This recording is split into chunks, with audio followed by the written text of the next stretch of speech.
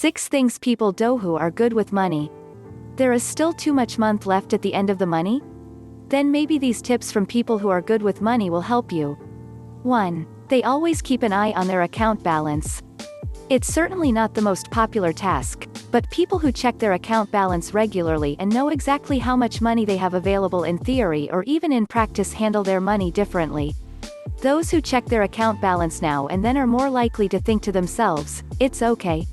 Or even, it might not fit, but if I don't check the balance, it won't be so bad. Sometimes the numbers hurt in black and white, but it doesn't help. It's also a way to notice when something has been wrongly debited. Something like that can often go undetected with irregular checks, especially for smaller amounts. 2. Pay with cash. Those who pay with cash are less likely to part with the money that they are actually holding in their hands than to put it on the table with an EC card or credit card. We are also more likely to notice when we are giving away large sums of money.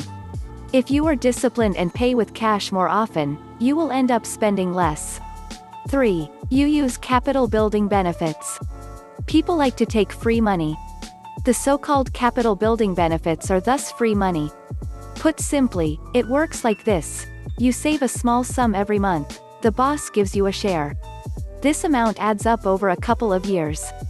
After a few years you will have a little sum that can be set aside for retirement provision, for example. 4. Rethink your purchases. Do I really need this? Anyone who can handle money well and is also perhaps a little saver will not spend the money with full hands. We have put together a few tricks for you to save you from spontaneous purchases or to help you exchange unused items. The 50-30-20 rule. You should know this shopping rule.